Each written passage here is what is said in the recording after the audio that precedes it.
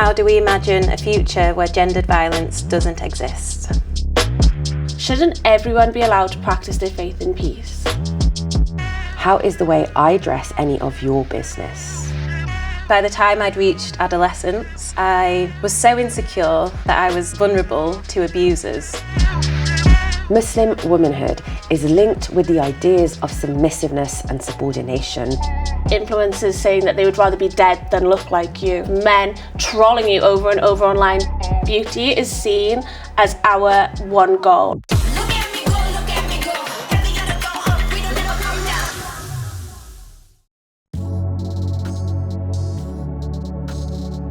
I'm Gina Tonic. I'm a big fat legend from South Wales. About 3 years ago, I started The Fat Scene, which is a publication by fat people, for fat people and those that love them. Growing up and seeing all the incredible women around me, I thought, first of all, that all women grow up to be fat. All my aunties are fat, my grandma, my mum, so I think I was kind of right in that one. Fat phobia is the belief that fat people are lesser than thin people. Fat phobia is insipid, it's everywhere in our society. It's in the media, it's in when you get in an aeroplane and you can't fit in the seat. That's fat phobia. No one's put the effort into making things accessible. There's also problems with body image, where we're told we are less beautiful, we're less worthy because we are fat, and that is fat phobia as well. When I think of modern beauty standards, I just think, what a load of crap. The beauty standards are harder than ever because they've made it seem achievable. So with it being seen as achievable, it makes it so much harder when you can't achieve those goals. And it even becomes insipid within activism, especially with body positive activism, where we think the end goal is to feel beautiful. The systems of oppression are banking on that to distract us from bigger issues like domestic violence, issues like not getting the jobs we want, not getting the medicine we need. We need to rise up against beautiful being the best thing that a woman can be.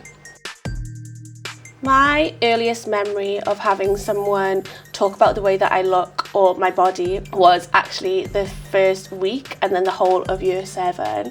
My mum gave me a short pixie cut just before I went in, and loads of people just mistook me for a boy. I found that really stressful, really upsetting, because you're being misgendered and you're being viewed in a way that you're not trying to be seen in the world. But since then, I've always made a point to be aware of other people's gender, how they're presenting themselves and what they want to be referred to. I think the terms for being a woman are broader than ever before, but that's a really cool thing, anyone gets to join in on the womanhood. Sexism and sexist abuse is different for plus-size women compared to our thin counterparts because there's that added layer of being from a marginalised identity. This happens across all kinds of different marginalised bodies, from race to queerness to disability to being trans, where you are being discriminated against not just for being a woman, but for being fat or being something else. So when we talk about solidarity between all women, they have to also work across all marginalised identity that comes under the label of womanhood. Otherwise, what's the point? I first got involved in fat liberation by being fat. Learning about feminism on Tumblr, like everyone in my generation learned about feminism, led me down rabbit holes about fat liberation, about movements from the 70s, the 80s, the 90s, and knowing that not much had changed, that lots of things had gotten worse, led to me getting involved in these kind of spaces and even creating my own called The Fat Scene. I really wanted to create a space that was specifically just for fat people, where fat people can share their creations, share their experiences just for them. So everyone who works on it is fat, and we feature the work of fat bodies. My general advice for allies and friends looking to support their fat friends and the fat community is to educate yourself. Don't put that onus onto your fat friends to tell you things about their experience and their struggles. You can easily go online and you can access resources like the Fat Zine that'll give you an insight into the fat experience and the things that we struggle with. It's just once you know what the struggles are of fat people, it's so much easier to be accommodating to them.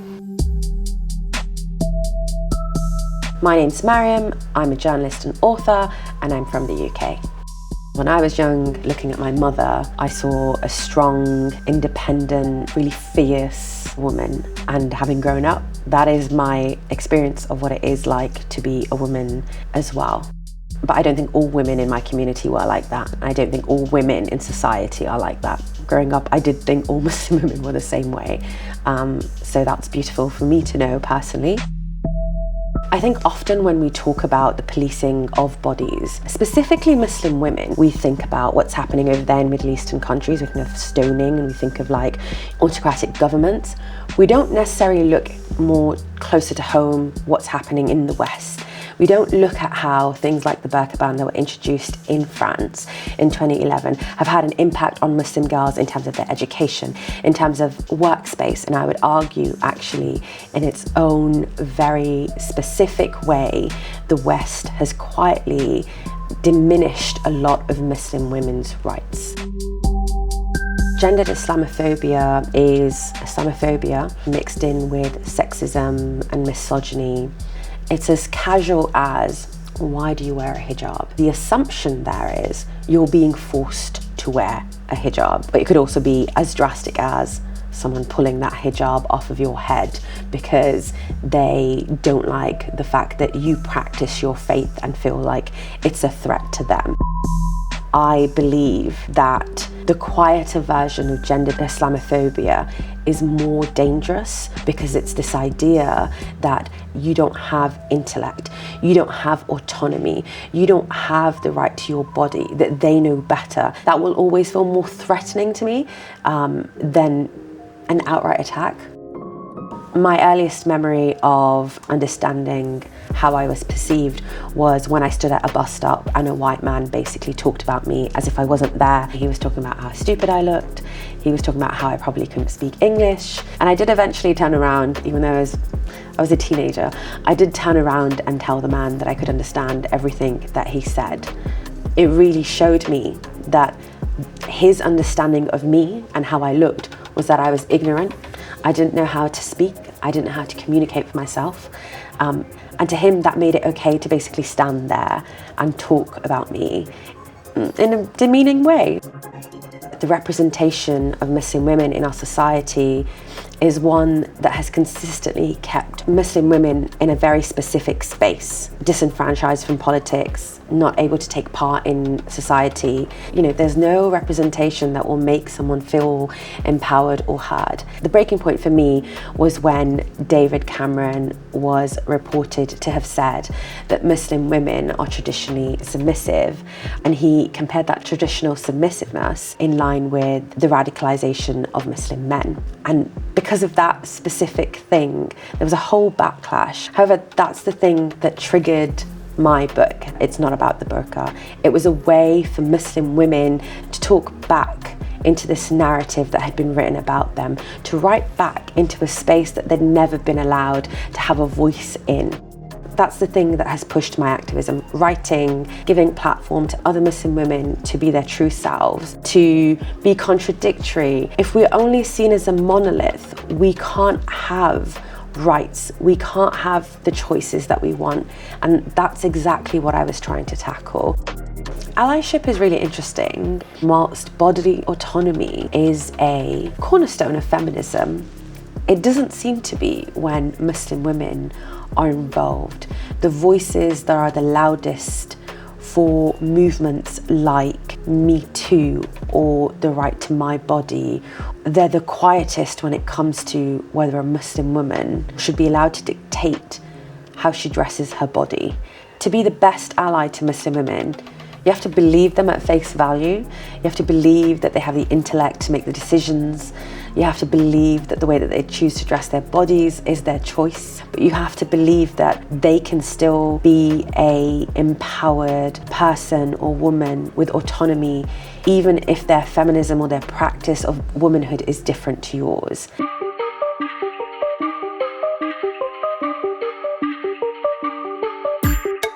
My name's Evie Muir, my pronouns are she and her. I'm a domestic abuse specialist, a freelance writer and founder of Peaks of Colour, which is a Peak District-based Nature for Healing collective by and for people of colour. The definition of domestic abuse has evolved. It's no longer recognised as this outdated form of abuse perpetrated by a man against a woman that has to be physical, that has to cause a mark. We're now evolving in our understanding of it, that it's a pattern, a series of acts that completely crush your sense of self. There are laws and policies that are supposed to protect survivors, but we know they don't work.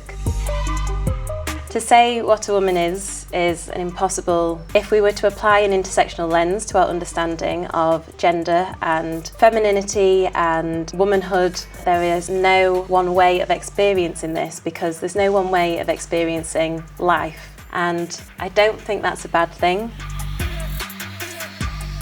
I find it really difficult to answer any questions about what I thought of when I was little, who I was when I was little, and that's because of trauma. What I do remember, however, is the contentment of my mum and my grandma. That's something as white, working class women that I always aspire to be, and something that I still aspire to access. Contentment. My childhood is a bit of a blur due to the trauma.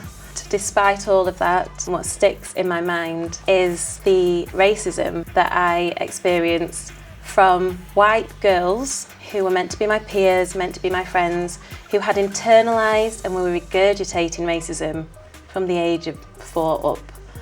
And that came in the form of what we now have the language to describe as microaggressions. It was everything from commenting about my hair, how much prettier I'd look if I straightened it. I internalised that myself, and that turned to insecurity, it turned to self-loathing. And what's really interesting about that is that white women speak the loudest about violence against women and girls. They centre themselves in that victimhood, but I truly believe that one of the biggest contributing factors to my own victimhood was the racism I experienced by white girls from the age of 4 upwards. Here in the UK, if you are black and queer, your experience of accessing support, healing and justice is going to be vastly different than if you were a white, cisgender, heterosexual woman. It's likely that the support worker you have won't understand your lived experience. They may physically not have the systems in place to support you. For example, if you don't have recourse to public funds or you have insecure immigration status. It's going to be extremely scary to navigate the criminal justice system, and it's unlikely that you'll be able to access therapy from someone who looks like you and can support you in the way that is culturally competent. Abolitionist feminist praxis really underpins the work that I do elsewhere with Peaks of Colour, which is a Peak District-based Nature for Healing community club by and for people of colour. We have monthly hikes and regular workshops, which are creative and holistic workshops set in nature that are led collaboratively by facilitators of colour and explore alternative routes for healing and justice, but in nature. I always say that nature is just as important, equally as important to my own healing as talking therapy and traditional forms of support. I think if I didn't have the nature that's on my doorstep, I would be in a very different place to where I am now. Nature's offered me an escape, it's offered me peace, and Peaks of Colour is my informal, intimate invitation for people to experience that with me. For me, looking towards nature now as an option of exploration, of experimentation, of how we can find healing outside of these carceral feminist models is what brings me hope, what brings me joy. If your feminism isn't intersectional, if it isn't also advocating the removal of white supremacy, from trans misogyny, from ableism, it's not enough. The fight for gender equality is ongoing, but the good news is that the world is becoming more and more aware of our need for radical change. Get involved. Notice signs of violence and abuse and learn where to reach out for help. Call out and reject chauvinistic, sexist and racist attitudes. Support women seeking leadership roles. Listen. Listen. Listen. Hands off. My body. My rights. My future. My choice.